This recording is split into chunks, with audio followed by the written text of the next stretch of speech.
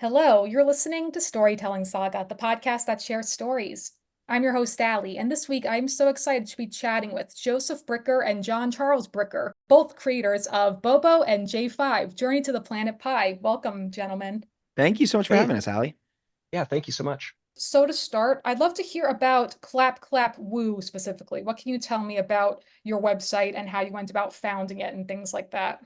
Clap Clap Woo was kind of started by myself. This is John speaking. Joseph and I have very similar voices. Back in college, me and a friend, we would just do kind of zine fests, different kind of indie publishing events, and we kind of wanted a name to go along for our table applications instead of just using our names.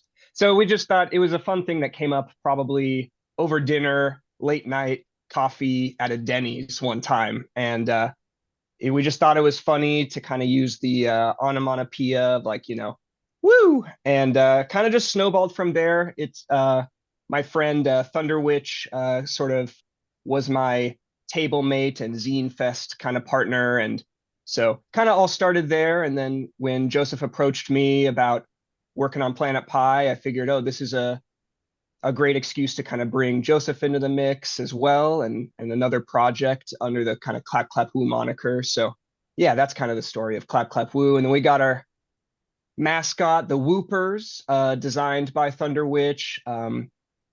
At the moment, a lot of times it's a dog with a hand for a head, but it can be kind of any creature with sort of a hand motif in the body. And yeah, just kind of a way to signify ourselves as a creative group. Oh, that's really cool. And also, I recall, so your friend Thunder Witch, they have their own comic, so that's Warden of the Wood. Correct. Yes. Warden of the Wood by Thunder Witch. It is a great comic. I recommend to anybody check it out. That's really awesome. So tell me a little bit about your comic specifically, how you came up with this idea and like how'd you guys go about kind of conceiving of this world? Yeah, this is Joseph talking. Again, John and I have very similar voices, but this is Joseph now. So Bobo and J-5 Journey to the Planet Pi very firstly was created as a game of imagination that I played with my dear friend Brooks in third grade every day at recess, based very loosely on our characters in Phantasy Star Online for the Xbox 360. And so Brooks and I would play this imaginary game every day. And it was just about an elf wizard and this big robot who were traveling across space to get to this mythical planet Pi, all stuff that 9-year-olds come up with in their heads, this sort of like silly, absurd, very random kind of adventure. And it just stuck with me in this way. And then, almost 2 decades later, I just sort of thought of this thing that I used to play with my friend as a kid and spun it over my head. And I was really interested in like, how would I revisit and try and tell this story now from an adult's perspective, this thing that I came up with when I was 9 years old. And I thought to myself, I think for telling this story, like probably visual art, comic book medium is the right way to tell this story. And I talked to John about it because John is a brilliant illustrator and visual artist.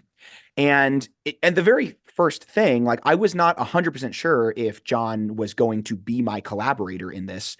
John has a very like cool punk rock cartoony style. And originally I was thinking of a more sort of action comics, almost anime style for it. But then as I was talking to John about it, he got so excited and I was like, oh, perfect. That's all I need in a collaborator is somebody who is also excited about this project. And so I knew right away in that conversation, John is the person to work with on this. And since then, it has developed and become its own thing with its own very weird, absurd, sci-fi cartoony style. And now I can't imagine it being any other way. That's really, really amazing. I'd love to hear specifically from you, John, since you're the artist on this comic. What were some things for you growing up or in recent years that like inspired your artwork, would you say?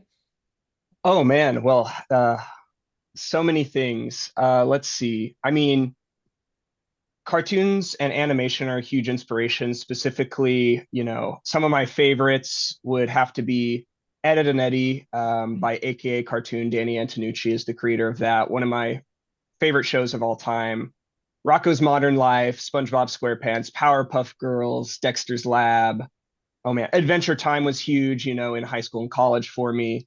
But speaking of inspiration, that was another huge thing that makes this project so fun working with Joseph, is because we kind of got to revisit our kind of shared pop cultural upbringing, our shared hours, probably too many hours shared in front of a television screen, playing video games or watching shows and movies. Cow and Chicken's a big one, stuff like that. So that's what, we kind of want to implement all of those influences and our kind of like shared interests, and especially things that we both grew up with. And it's been fun to kind of revisit that and use them as inspirations, and then as kind of a jumping off point to create our own world. So we also watched a lot of, action anime, One Piece, Dragon Ball Z, Doctor Slump. And then, on the more absurd side of things, there was Bobo, which we watched on Toonami in like middle school. And so anyway,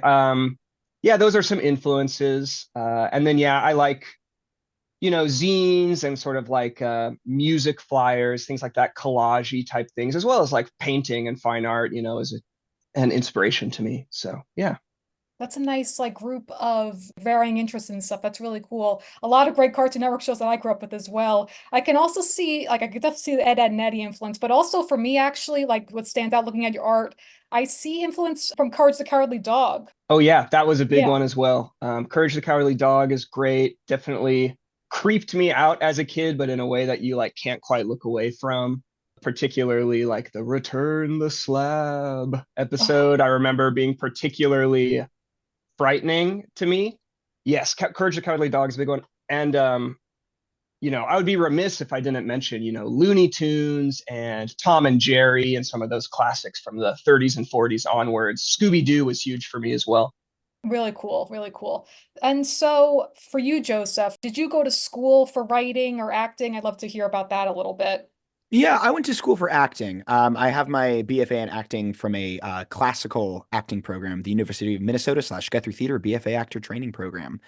Yeah, so performance is a lot of my background as far as like formal education goes, but I've been writing since I could remember. In first grade, we had like a dress as the job you want to be when you grow up day. And at the time, I was Dave Pilkey was my hero.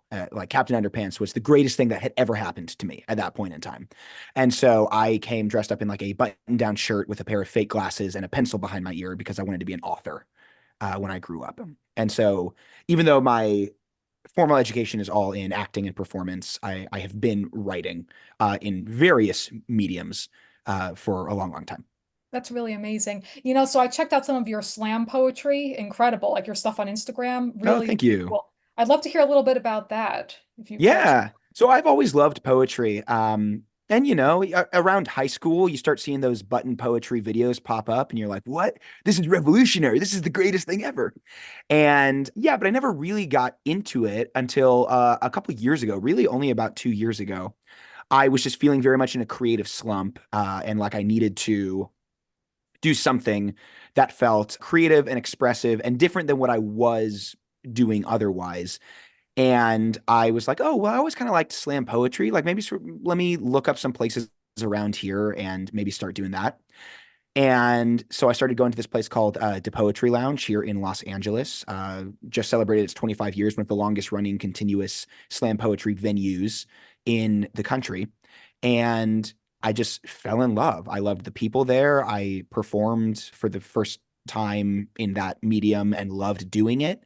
And so now it's like this path that I'm just really fully on and have been for the past 2 or so years now. Oh, it's really exciting. So tell me about like a little bit of that art form in terms of how you figure out the performance of it, and like do you just like kind of practice it, or is it just kind of in the moment, like feeling the words, like the rhythm? I'd love to hear about that. Yeah, I do practice. I try not to like beat it to death because you want it to feel fresh every time. But a big thing for me, why I love spoken word poetry, specifically, I do love page poetry as well. But why I love spoken word poetry is that I am very into the musicality of language and how that, doesn't always need to be the sort of like very rhymey, very percussive sounds that you often hear. And that there's a lot of musicality in mundane language as well. And just how we use that and express that. And so when I am writing and performing spoken word poetry, I just really lean into it's almost like performing a song and just really feeling the language in that way. And then, of course, having a background in acting helps as well. Oh, totally. Yeah, makes sense. And so to date, do you have one like you're the proudest of? Like I really put myself, I'm sure like all of them for you, but do you have one where you're like, this was really kind of like the epitome, like the essence of what I'm trying to say? Yes and no. The no part is that, I've only been doing this for a little bit now, and so I still feel like I'm cutting my teeth and finding my voice fully. But I would say to date, the piece that it has already started to become sort of a signature piece of mine is one called The Ballad of Larry Walters. It is a poem that tells the true story of this guy named Larry Walters, who in Long Beach in 1982 attached a bunch of balloons to a lawn chair and like flew through the air and became this sort of like spectacle slash butt of a joke slash, you know, hero of losers that I just became really fascinated with. And so I wrote a poem all about him. And I think that's the one that probably I have I love that piece, and I did put a lot of myself into it, even though it's a story about somebody else. But more so, I think it is one that resonates with a lot of people. It's probably the piece that I've gotten the most like external validation for. Oh, really cool. And so for you, John, I understand you have a BFA in illustration, minor in creative writing from Otis College of Art and Design. So I'd love to hear for you, what was like your goal in terms of illustrating, like career-wise and things like that? Yeah. Well, I've always loved to draw since I was a kid, making up characters and little stories. Like Joseph, Captain Underpants was huge with Harold and George making their own comic books. So for illustration, I think that seemed like a pathway for me that would allow me to, develop my skills, my craft in drawing, in visual storytelling, and create these worlds and characters that you know I that entertained me, that struck my fancy, whatever you want to call it, and sort of be able to flesh out the things that I could imagine and put them on the page and try and share them with the world. And yeah, illustration seemed like a way that I would do that, and was a way to also kind of it allows you the sort of the freedom. There's an entrepreneurial nature to kind of a career in illustration. You have to wear many hats in order to kind of make it work. And but what that allows you to do is, you can kind of really lean into your own voice and your own sensibilities, and just figure out a way of making that work for yourself. So I guess those were some of the things that were appealing to me about a path in illustration. Oh, nice. And for you, do you stick with like pencil to paper or like certain digital tools that you use? I'd love to hear about that. Yeah, for Planet Pi primarily, I do most of the work on an iPad using the Procreate app and an Apple Pencil. And that actually is how I kind of learned to draw on the iPad. I was working at an Apple store like previous to starting work on Planet Pi, and using my employee discount. I wanted to try out the iPad, so I kind of used the employee discount to get one of those. And Planet Pi was like my first foray into drawing with that. And so there was a lot of learning and trial and error, especially in the first issues of Planet Pi. But I don't only draw on the iPad. I also really enjoyed just drawing with a ballpoint pen on whatever paper I can find. Trying to. I like the immediacy of it. You can't erase. I like how cheap and accessible a ballpoint pen is, so I use those a lot. I love colored pencil. So, I do a mix of both analog and digital art. I think they both have a place in my practice. Nice. Would you say you prefer one over the other, or I guess depends on the project? I don't think I prefer one over the other. I think if I were to have to talk about a preference, I think I like the marriage of the two. I like being able to work, you know, make something on paper, scan it into the computer, mess with it in Photoshop, then print that out and mess with it again, scan it back in. I kind of like the feedback loop that you can find by doing the two. So you'll also see that in Planet Pi. There's a mix of analog things that then get put into a digital space, and that's sort of where a collage element comes into it. So yeah. Nice. I think that kind of makes it more dynamic in a way because it's like not just one element. So like visually, yeah, that's really cool playing with both. And so in terms of Bobo and J5, I'd love to hear kind of about like your creative process. Do you write them first, Joseph, and then you draw them out, John? I'd love to hear about that process. Yeah, so I write the scripts first. And in fact, so Bobo and J5 is a mini series. It will be 10 issues long when it's completed. And those scripts are already done. I had written almost the entire thing by the time John and I started collaborating on it. And we do make changes to the script as, you know, we revise and we as things come to us.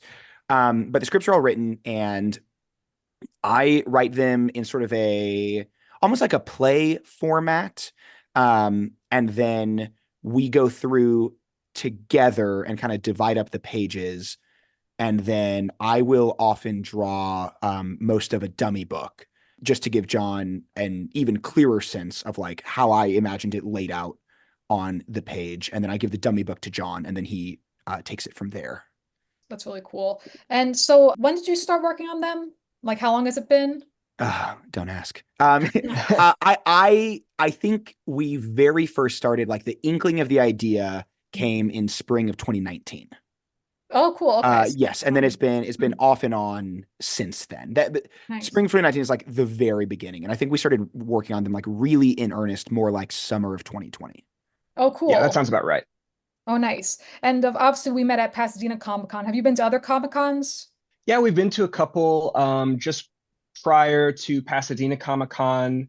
Joseph and I are both from a suburb of Kansas City, and so we went back to a college town in Kansas for Lawrence, Kansas, for the Zine Fest there called Paper Planes Zine Fest. We've also done what is it, Comic Con Revolution in Ontario, California. Tabled at a couple smaller events that were really cool. One of them at Heavy Manners Library here in Echo Park in Los Angeles. Let's see. Yeah, that's what I can think of at the moment. And so I'd love to hear more about like zines, because like zine culture, I feel like has changed a lot depending on like generations. But so for those who don't know, it's basically just kind of like, how would you describe it? Like not a comic, kind of like a magazine in between. What would you say? Yeah, I would describe it as kind of a self-published, do-it-yourself paper pamphlet. And the innards and the subject matter of that pamphlet are wide ranging. They can be just about anything. There's a rich history of fanzines. You know, you might hear that in different music cultures or or geekdom, nerd cultures, right? There's fanzines, people writing articles about things that they're passionate about, perhaps doing fan art, things like that. You know, political zines. So the subject matter, like I said, you know, super wide ranging. I think really the core element is that it's a do-it-yourself kind of medium. You know, you just need an idea and put that idea on a page and then reproduce that page cheaply, often with a Xerox printer or other kind of printer. Obviously, there's all sorts of ways to get something printed out. Yeah, oftentimes staple bound, you know. So, but yeah, it can be about just about anything. Did you guys do that in high school too, or no?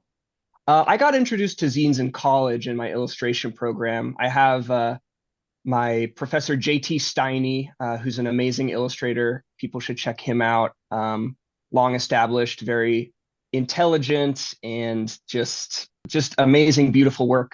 JT Steiny, yeah, he would always have a table for the illustration students at like LA Zine Fest and things like that, and so I kind of got roped into it that way. Oh, really nice. Did you have a favorite one of those too? A favorite Zine Fest? Yeah.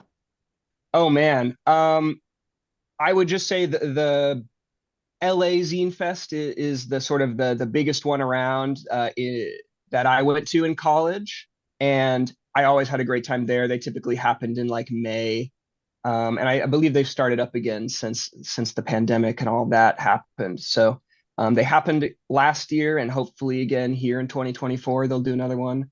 But they have them all over. There's a Long Beach Zine Fest. There's an Orange County Zine Fest, Inland Empire Zine Fest. Those are all Southern California ones. that are worth checking out. I haven't been to one. I'll have to definitely look into that because they sound really cool. And just Yeah, like, definitely. I'll have to look into that definitely. That's really cool. But so Joseph, I wanted to ask you more about you with acting specifically. I understand like you're in a play, correct? The All-Star? The All-Store, Yeah, pardon me. What can you tell me about yes. that? Sure. Yeah. I'm in a play right now called The All Store at Theater of Note. Theater of Note is a 40-year-old independent theater in the heart of Hollywood that is this really cool space. And we're doing a play right now called The All Store about a group of retail workers in a big box store who rise up against corrupt management. And do they succeed? You have to see the show to find out. But it's really good. It's very fun. I don't even know if dark comedy is like the right genre to describe it because it does get like pretty heavy, but it is also a very funny show. Yeah, content warnings abound. It is kind of like if a workplace sitcom went very, very wrong. Oh, I like that. That's a cool Yeah, premise. That's too funny. Oh gosh, just hearing it a little bit kind of for some reason reminds me of like Clerks, Kevin Smith. Like, sure, for sure. that's too Yeah, funny. I don't think that's a bad comparison. Oh, cool. And so tell me about the writer. It's Evan Marshall. Is that your friend or no? I'm just I mean, curious. I met Evan through Theater of Note. So I'm a member Hmm. of Theater of Note. Theater of Note is a repertory member company. And so I met Evan through the company. So we were not friends before this. But yeah, he's a super talented guy. He wrote a really great play. It's being directed by an incredible director named Maddie Downs, and she is great as well. I just cannot sing the praises of everybody involved enough. Our lead producer, Ronnie Page, has led the charge in such a brilliant way. Our scenic designer Colin Lawrence like made this awesome set that moves around and is so versatile. Yeah, everybody involved is so talented. So if you're in Los Angeles and you hear this before April 7th, then Friday through Mondays, come to Theater of Note in the heart of Hollywood. Come see the show. It's great. And you can Nice. DM me on Instagram. I'll get you a discount code. Oh, awesome. There you go. That's fantastic. And so were you in drama club in school growing up too, or no? I was a big theater kid, big theater nerd. Starting around, well, John and I actually both did this theater camp, this like theater day camp in the suburbs of Kansas City. I started right around sixth grade, and then John is 2 grades above me, and so he was in like seventh or eighth grade when we started. And since then, I sort of was just on the theater train in a way that like by no means do I like regret my decision. I'm very happy with the path that I am on and that I've been on. But it is something that in the last couple of years I've realized like, oh, I had blinders on, like really starting around middle school, that like this is what I'm doing. I am doing theater. You were like bit by the acting bug then, right? You Yeah, just for like, sure. yeah. Oh, it's really great. And so for both of you, what made you finally decide to like make the leap to move to Los Angeles? Well, for me, it was going to college, going to Otis College of Art. I had a friend who had recommended that I check out the school. She had attended, and she was like, "This place is awesome. They have a toy design program. They have all this stuff. I think it'd be right up your alley, so you should check it out." So that was my excuse, was to go to art school, and I always loved animation, and I figured LA is where all that stuff gets made. I'd love to be a little closer to that, see what that's like, and see what it takes to kind of make cartoons for a living. Love that. Yeah, and then for me, I moved out right after graduating college in 2018. I knew I wanted to either go to New York or LA, and I had gotten the chance to visit New York a bunch of times throughout college, and sort of had the realization that I don't think I personally would have been happy living in New York. It was just a little too much for me and my personal brand of anxiety. I wanted a little more space, something a little less compact. Yeah, so I moved out to LA and to pursue acting and film and TV, and pretty quickly discovered that I don't super love the Hollywood vibe, the film and TV vibe. That being said, if anybody wants to hire me, I mean, look, I'll take the job. I'll do it. I will absolutely do it. But so now I like live in LA and mostly do theater, which is not maybe intuitive for people who don't know that much about the LA theater scene, but there is a really cool LA theater scene here. And yeah, and so I moved out here. When I moved out here, John had already moved away because John also has his master's degree as well. He studied in Amsterdam and got his master's degree in this very cool art program there. And so after John had graduated from the master's program, he After a little bit of time, eventually moved back to LA as well. And then we started living together like 8 months after he moved to LA. Once my current lease was up, we moved in together. Oh, nice. That's really cool. I'd love to hear about that, John, living in Amsterdam. What was that like? Oh man, crazy time. Very cool though. I got to be part of a scholarship program to study my master's. They brought in students from a wide variety of different countries, very international cohort of students. There were about 15 of us at first. By the end, there are 13 of us. You lose a couple people along the way. Life and stuff like that comes up, but it was great. Like I learned so much, got to meet people from so many different parts of the world and rode bikes, to get to class, as is the way in Amsterdam through the rain and the snow. That's the way to go. You're on a bike. Yeah, really crazy. Lots of it was an interdisciplinary program, so we had people, theater makers, costume designers, musicians, graphic designers, you name it, people from all sorts of backgrounds kind of coming together doing research-based projects, and collaborating with communities and institutions to sort of see those projects through. Was kind of the main crux of it. It was called University of the Underground. It was started by a woman, Nelly Ben Hayoun, and she has gone on to do other sorts of projects. She's still in the game doing workshops and other kinds of interventions in the world. So yeah, that was kind of what it was like. Okay, that's really cool. Yeah, because you know what? I saw your student page for that universityofunderground.org, and that's really amazing. I'd love to hear actually about your project Peak TV. What can you tell me about that specifically? Peak TV was my thesis project at University of the Underground, and I guess my idea there was I was really interested in the format of like live talk show, variety show type things. I loved the idea of hosts and then different segments and how it can bring together a wide variety of different entertainment styles. You got music, you got, puppetry, you got stand-up comedy, you got just conversation. And I was also then, in thinking about that format, I was also interested in the world and people living in all different types of parts of the world and how one format can be a container for different perspectives, different stories to be told.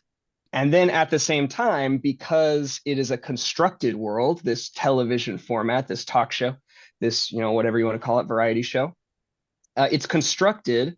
And so it doesn't have to follow the same rules as our world. I'm obsessed with cartoons, so I wanted to see how can I make our world a little bit more like a cartoon. So I kind of wanted to like blur the lines, between reality and cartoon. And what does it mean to be real? What does it mean to be a cartoon? Those were some of the thoughts I was having around Peak TV. And yeah, so it was a video project I made. There was a live iteration that we ended up putting on at a DIY space in Los Angeles. Once I had moved back, where we got some musicians to play and some performers, and it was great. Our other brother Samuel did his clown routine on it, so that was really cool. That was Peak TV, basically a variety show trying to make the world into a cartoon, I guess, and celebrate the world at the same time. That's fascinating. I love that. That's funny because I did want to ask you too if you had other siblings or it was just you two. So that's too funny. So your brother, was he older or younger? He's the youngest. We come from a family of Hmm. 6 kids. So John and I are numbers 4 and 5 of 6. Oh, wow. Oh, amazing. Is your other brother Samuel, he's in LA too, or no? No, he lives in Kansas City. Oh, gotcha. Okay. And so, John, because like you have poetry too. Like I see Lizard Brain. That's really cool. So do you like perform poetry too, or no? I've read my poetry at open mic nights before, but no, just for fun, and I do enjoy it a lot. I like reading things out loud. I love spoken word. Writing has just always been a good outlet for me. I think particularly poetry, it's allowed to be fragmented. I can kind of process things in a nonlinear way and in a more impressionistic way and kind of get things on the page. So yeah, I really enjoy poetry for that. A lot of times it's me kind of just processing things that I'm dealing with internally or witnessing out in the world and trying to make sense of them. but in a format that doesn't really have to make sense or be coherent in one way or the other. It can just be what it is. So yeah. That's true. That's an interesting way of looking at it because again, yeah, there's a musicality, there's a rhythm to it. And for you, Joseph, I'd love to hear about like what was one of like your first performances where you just felt like you came alive, whether it was with poetry or performing on stage. I'd love to hear about that. For sure. That's a great question. Like I said, I mean, I caught the bug pretty early, and I've always really, really loved performance. So I'm trying to think if there's like a first. I don't know if I could think of a first time that like I felt like I really popped, aside from like, the first play I was in. But more so, I think there's a couple performances that I'm like really, really proud of. Mm. And all of those have to do with it being a first time for something, or there being something really challenging about the process that I ultimately feel like I overcame. And that to me is always the most rewarding part, is like feeling like I'm coming up against a challenge and then ultimately coming on the other side of it feeling good about the work I did. So like when I've done plays or musicals that have felt really hard and then I feel like I did a good job, or even like the very first time I performed spoken word at the Poetry Lounge out here in Los Angeles, just feeling like I did it and I did a good job. I don't want to rely too much on external validation, but it's nice. It's nice for somebody to tell you you did a good job. That's always a good feeling. Totally. I know that's like fair enough. Yeah, that's like reassuring and just like, oh, it connected with someone, which is always Yeah. wonderful. Hmm. Yeah, I mean, going back to Mhm. the Ballad of Larry Walters, the poem I mentioned earlier, when I first performed that piece for an audience, people were really kind and really excited about it. And like a hero of mine, Beth May, who is a poet and also the co-host of the Dungeons and Daddies podcast, she's a poet in the LA theater scene. I've met her a few times. She like came up to me afterwards and gave me a hug, and I was like, "This is the greatest day of my life." Oh, that's amazing. That's so Yeah. cool. Do you do improv as well? I do improv sometimes. I am not like an improv guy, the way that, especially out here in LA, like there Mm. are improv people. And I am not that, but I have quite the background in improv. Going back to this theater camp that John and I did, the sort of philosophy at this camp was like, we started with improv. And so for me, like all performance in my head, there's a foundation of improvisation to it as well. Because I think it's really great for any performers to really learn how to listen and be present in a way that you have to be if you are making stuff up on the spot. And then, so I did improv throughout middle school and high school, and then not so much in college. But then when I moved out to Los Angeles, I did a lot of the improv classes and schools and stuff out here. And actually, now my current day job is kind of an improv job. I perform for kids, stories that they have written. We like go into elementary schools and take the stories that kids have written and then kind of improv adapt them into performances that we then perform for the students. And that's my day job. So yes, I guess in a way I do improv quite a bit. That's amazing, like fostering that creativity, especially at a young age and encouraging that. That's wonderful. Is that Story Pirates or It's no? very similar to Story Pirates, but Okay. this is a company called the Imagination Machine. It's Orange County based. Gotcha. But yes, for any LA County people who know it, it's very similar to Story Pirates. Oh, very cool. And for you, John, so I'd love to hear more about in terms of cartoons and things like that. Is your goal someday to like work for an animated show or perhaps create your own animated show? Oh yeah, I mean that would be, a dream for sure. But we'll just have to see what happens. I think really what's important to me is it doesn't matter if it moves or if it's on the page. It's just like I want to feel like I'm able to express something that is interesting to me and that I feel like could resonate with other people as well. So, whether it's comics or animation, I think what feels important to me is like, oh man, it's almost like an indescribable, like, is there that spark there for what I'm making? But oh man, I mean, I love animation. I would love to be able to work in animation. I've had my bouts of, applying to jobs, and like sending in resumes and portfolios and all this sort of stuff. And I kind of go in and out of that because it's like a whole thing to do that. So, that's the nice thing about comics and self-publishing is like, oh, I get to spend my time actually working on, you know, my project or a vision that I have and that I share with someone else. And Joseph's vision and kind of trying to translate that and, you know, that's what's really nice is like there's that freedom to do that, and I'm not, trying to morph myself and fit into a box that fits, sort of a corporate idea of like what an efficient, animation worker is and stuff like that. But that being said, I'd love to someday work in animation and stuff, but for right now, I'm really enjoying the freedom that comics and kind of self-publishing comics provides. That's really amazing. Yeah, I love what you just said about whether it moves or if it's on the page doesn't matter as long as it's like something that connects to you. That's wonderful and just something that kind of resonates. Because obviously with animation, with a lot like even with traditional publishing, things take a long time. So it's kind of like I understand like wanting to just get things out there, like getting your work out there. So for both of you, I'd love to hear in terms of your comic again. How long does one typically take for you guys, like start to finish, would you say? That is Great a question. hard Great question. question. Yes, it fluctuates, as life does, as the challenges of daily life and the circumstances we find ourselves in. When we first started, as Joseph mentioned, sort of really in earnest, it was like the summer of 2020. So we were in full lockdown. So there was a lot more time to kind of dedicate to it. So I would say that the first two issues Joseph and I were really in a stride, kind of working on that and being able to put a ton of focus and time into those. And then issue three, I would say about halfway through that, is when, we're going back to work and daily life starts getting in. So issue three took a little bit longer. So as far as like the timeline goes, things can delay it, but then Procreate's an awesome app because it can actually time the amount of time that I have a document open or something. So a page, might take anywhere from, 6 hours to 18 hours, depending on the page and the level of complexity or the amount of misstarts, false starts and misfires that I have along the way.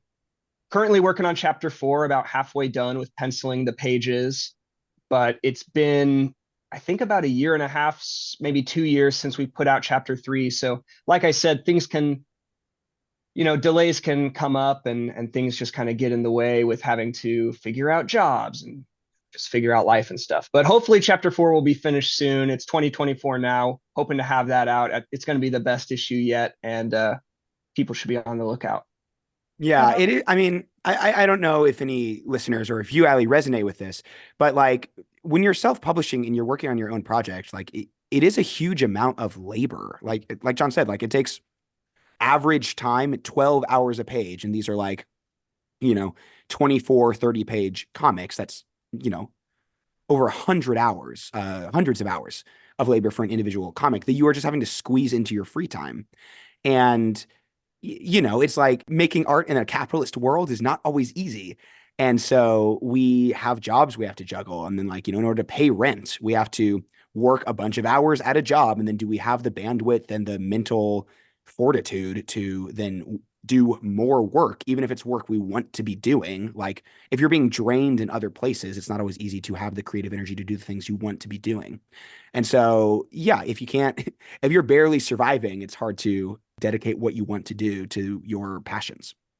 I do absolutely resonate with that because this podcast, for example, is a passion project. And you're right, like sometimes when you're drained, like with your day job, it's hard to like find that spark of creativity, like whether I'm working on a new script, whatever it may be. But sometimes you gotta like just power through it. Sometimes also you gotta give yourself like the grace of like, okay, well, I'm not feeling it today, but like I know I want to get this done. It's like I guess just perseverance, would you say? Like Y- just keeping at it. Yeah, I mean, I think so. I think perseverance is an important issue. And at the same time, like, I don't think it is just perseverance. It is also like the way our society is set up to break people down. So I think it's both. I think there's something to be said about like moving forward and having constitution and putting your nose to the grindstone. And at the same time, rent in LA is too fucking expensive. Uh, and can and both relate. can be true. Well, I was just going to say, it's like, oh yeah, there's a little bit of like, okay, well, if I want to get this done, I have to put my nose to the grindstone. But then there's also the thing of like, oh, but what is this grindstone and why is it here? And and thinking about that as well. Very true, very true. I did want to ask you, John, what's your day job too? I was just curious to know. Oh yeah, I work at a comedy theater here in LA. I work as a night manager. I build schedules and stuff there, and just work front of house more generally. It's called Dynasty Typewriter. We have a bunch of different comedians come through 7 nights a week, improv, live podcast, stand up, all sorts of things. Really cool space. So if you're in LA, definitely check it out. Oh, very nice. That's so exciting. There is just something about like live performance where like I guess you must feed off the crowd and stuff. Like that's just amazing. What so like when you're done with this comic, I know you mentioned Joseph, it's going to be 10 chapters, correct? Yes. Like Yeah. what do you guys plan? Do you plan collaborating on another project down the line or like upcoming things for you guys? I'd love to hear about that.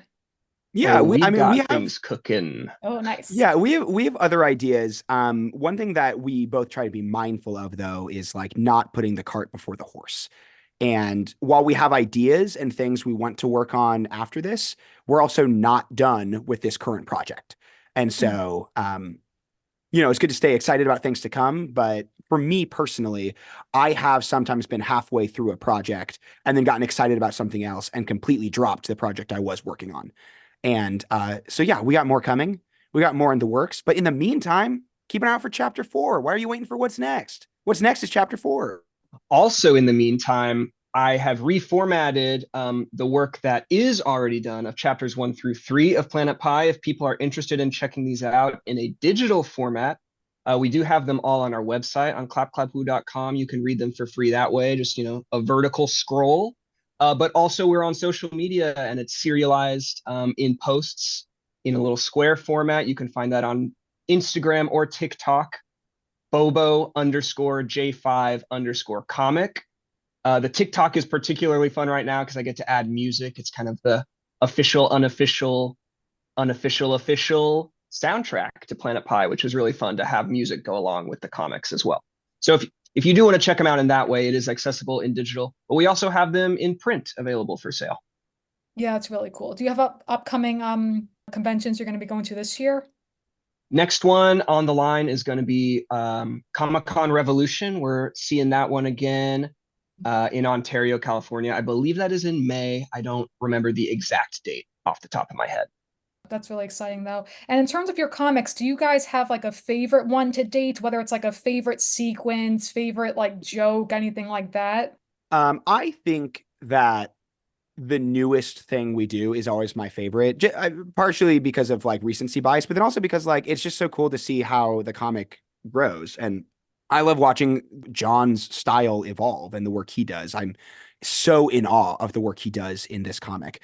But one thing that really sticks in my brain as like a favorite image of mine in chapter 2, there's a moment where Bobo, the elf wizard, I realize now that I don't think we ever described what the comic is. Oh yeah, So sure. very briefly, Bobo Yeah, and Jay. please, please. That's too So if funny. you've made it at this point in Right. the interview and you're still interested, this is what you're actually listening to. So Bobo and J5 Journey to the Planet Pi is a sci-fi action adventure buddy comedy about an elf wizard and a robot who road trip across space to the mythical planet Pi that nobody thinks exists, but they seem to have found it, or at least found its whereabouts, and they are being chased by the tyrannical, half cow, half octopus monster Moo Moo Calamari. And that is what Bobo and J5 is. High concept. High concept, loads of fun. Anyway, so in chapter 2, our heroes are stopped on this like super congested city planet, and they are stopping by an ATM, and Bobo like whispers into the ATM the password for more money, which is just please. And John just drew this very funny, it reminds me of Flapjack, of like just this very close up, almost grotesque image of Bobo's face as he is like whispering. His hands are disproportionately so small. His face is so big and so long. And I just really love that image. I think it's very funny. Amazing. Oh my gosh. And what about you, John?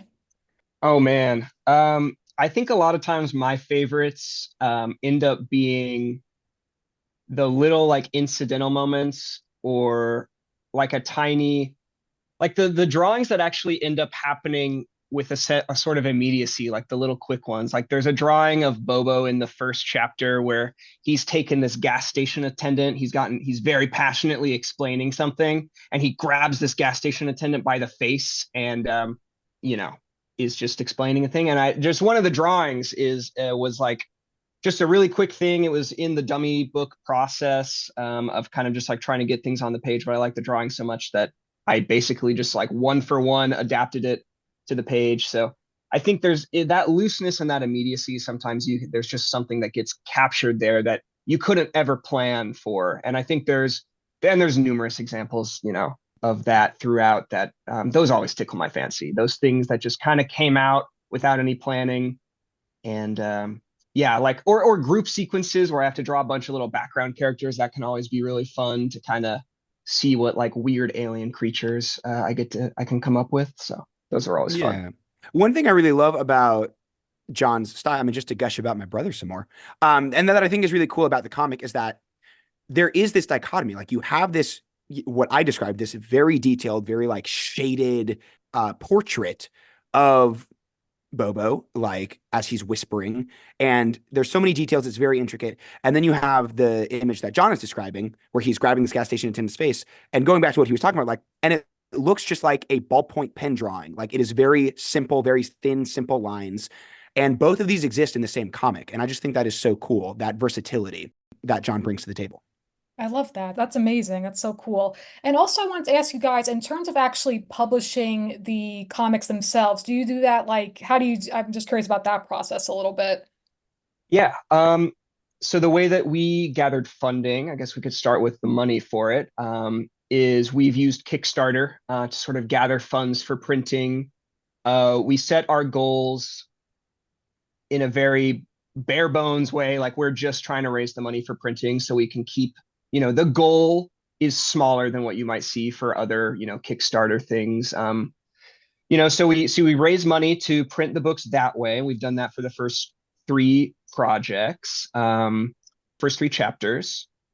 Beyond that, we've used a couple different printers. At first, we were using Alterna, which is an indie comics publisher. And for a while, they had a print partnership program, which unfortunately is no longer around, but was super cool because it allowed creators to print their work on newsprint through. So they used a WebPress newsprint printer, which is just a really cool kind of archaic way of printing things. Unfortunately, no longer an option. So for chapters 2 and 3, we've been using a print company that people might be familiar with called Mixam. They offer a really good value and pretty good quality for the price as well. And we've just been kind of trying to approximate that newsprint feeling with the options that they do offer. So those are the printers we used. I format the books in InDesign after I have them finished in Procreate, lay them out that way, export a PDF, upload that to the printer's website. That's kind of what the process looks like. I don't know, Joseph, do you have anything to add? No, I agree. We also like, just like to increase our options, we also like through Bowker like purchased ISBN numbers and codes and stuff like that, so that ideally like any shop could carry these and be able to scan them and have the prices come through. Yeah, but I mean, we just have boxes of hundreds of comic books in our apartment. That is sort of our form of self-publishing. We get a bunch printed at once, and we just have these boxes and we break them out when we need to. That's awesome. I love all that. Very, very cool. Okay, so as we're wrapping up, I'd like to do a quick like rapid fire. Whatever comes to mind, no right or wrong. And I guess we'll go like when I say I guess we'll do John first, then Joseph. Okay. So first is I just like random favorite things. I'm always just interested in hearing about that. So since we talked about cartoons, I gotta know who is your favorite cartoon character? Favorite cartoon character, either Ed from Ed, Ed and Eddie with one D or Jerry from Tom and Jerry. Mm-hmm. Nice. I don't know if I stand by this answer, but the first thing that comes to mind is also Ed from Ed, Ed and Eddie. There you go. Okay, very Yeah. cool. Okay, what about favorite food? Favorite food? Oh man, buffalo chicken wings. I'm gonna say the 25-cent Maruchan ramen noodles. So love That just it. recently went up to 50 cents. It's unsustainable. It's too expensive. Inflation. Oh my God. That's Travesty. right. Boy, that's too funny. Okay, what about favorite band? Favorite band? I gotta say MGMT. I am going to say it fluctuates, but at this current moment, I'm going to say two. I'm going to say Phoebe Bridgers and then also band Spanish Love Songs or The Wonder Years. Three. Oh, So I have three. very cool, very cool. What about what was the first concert each of you went to? Or was it the same coincidentally or no? I think it was the same. I don't know if it was your first concert, but my first concert was Sister Hazel. That was one of my first ones. Our dad took us to go see Sister Hazel at what was it called? The Backyard at the Crossroads, I believe, in Kansas Yeah, the City. Crossroads. Yeah. Yeah. I think one time my older brother also took me to go see Jimmy Eat World. I don't know if that was before or after Sister Hazel, but I was still pretty young for that one. Oh, really cool. And what about what's the movie you've seen the most and or your all-time favorite movie? I've probably seen the movie Donnie Darko the most out of any other movie. That's so funny and also so on brand. I've never seen Donnie Darko. The movie I have seen the most, and also what I would say is my favorite movie is 10 Things I Hate About You. Nice. Oh, very cool, very cool. What about is there a show you're currently binging? Show I'm currently binging. Oh man, I don't watch a ton of shows. I mostly watch like YouTube videos. I'm trying to think of the last show I watched. Maybe Joseph, can you go first on this one? And I think for just a hot second. Sure. I also do not watch a lot of TV. But I would say show I'm currently binging would be Dimension 20 Fantasy High Junior Year on Dropout.tv. Oh, that sounds interesting. Is that sci-fi too? It's an actual play Dungeons and Dragons show. Oh. Dropout.tv is sort of a complicated history. Very basically, Dropout.tv is the streaming service that branched off from College Humor. Oh, okay. Oh, that's cool. You got one, John, or no? That's all right. I'm gonna say I'm watching cooking videos and woodworking videos on YouTube. Bee and Puppy Cat on Netflix. Love Bee and Puppy Cat by Natasha Allegri. That's also a great show. Oh, cool. And what about, is there a book you're currently reading? I'm kind of, oh, I just read this Hmm. book, Pinky and Pepper Forever. I got my Oh, little green screen. This is by comic artist Eddie Adams. It was published by Silver Sprocket. Very good. nice. Um, yeah, and also the last book I read that I just finished was also a graphic novel. It's called Bolero by Wyatt. Hold Hmm. on. Bolero, written by Wyatt Kennedy and illustrated by Luana Vecchio. It's the last book I just read. Very nice, very nice. And last one is describe yourself in one word. Silence. Stumped. Stumped you I'm gonna guys. say, boring. No, not at all. Not at all. Um, I think that's a good one. I'm also going to say boring. But you have What? to say it like that. Boring. Boring. With like some zest to it. No, you guys Yeah. are anything but boring. I Oh, feel very I don't inspired of know. both of you. I'm Yeah. well, thank you. we're both homebodies. I mean, we do a lot of stuff, but I think if we had our druthers, we'd be in on a rainy day, just hanging out. Oh, Nothing heck wrong yeah, with those are the that. best days. I agree. I agree. That's fantastic, though. Nothing wrong with that. But such a pleasure chatting with both of you, getting to know you both better. So please feel free to share where. Oh, actually, no. What I like to do with my interviews is end by asking for advice. This could be career advice, advice for artists, any advice you care to share. So, John, if you'd like to start first. Sure. You know, here's what I would say. Daily life, life in this world, it's freaking hard. So be easy on yourself, be easy on other people. At the end of the day, we're all just trying to make it through. We're trying to make meaning, and every little step of the way, there's value in that. And, you know, a small thing is a big thing, and big things are small things. I'm just rambling at this point, but I'm just trying to say that, like, no matter where you're at in your life, there's value and meaning in it, and yeah, that's what I would say. Like, yeah, just be easy, take it easy. Agreed. And you, Joseph?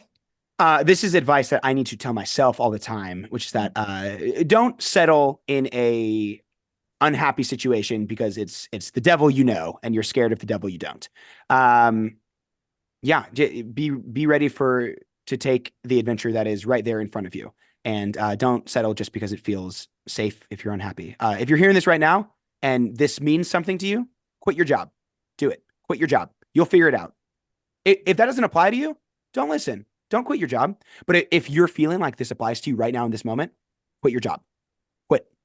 I hope someone that just resonates with them and be like, yeah, I gotta take the leap, whatever that may be for them. Like, well said. Such a pleasure having both of you on. So please feel free, each of you, to share your social media where they can find your work, anything else you care to share. So, Joseph, feel free to start. Yeah, for sure. You can follow me on Instagram at joseph.bricker. That's B as in boy, Ricker. That's where I post. That's like my most active social media. So that's where I post about the stuff I have going on and what I'm doing. And then if you want to follow also at Bobo underscore J5 underscore comic, yes, where you can find out more comic stuff.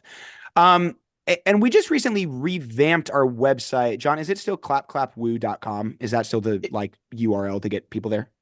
it sure is. Okay, then I'll pass it on to John. Cool. Yeah. So you can find us online at clapclapwoo.com, like Joseph just said. If you want to find out about me more specifically, you can find me at John Charles Bricker, my first, middle, and last name on Instagram and TikTok. And yeah. Awesome. Fantastic. Thanks so much, both of you, for your time. This was wonderful. Hope you guys had fun. Yeah, Thank you, absolutely. Allison. Thank you for having us, Allie. Yeah, it was My awesome. pleasure. And with that, that's going to conclude this week's episode of Storytelling Saga. Be sure to check out storytellingsaga.com. And as always, feel free to send me any questions, comments, or writing prompts by emailing me at storytellingsaga@gmail.com. Until next time, thank you for listening, and remember, write what you love.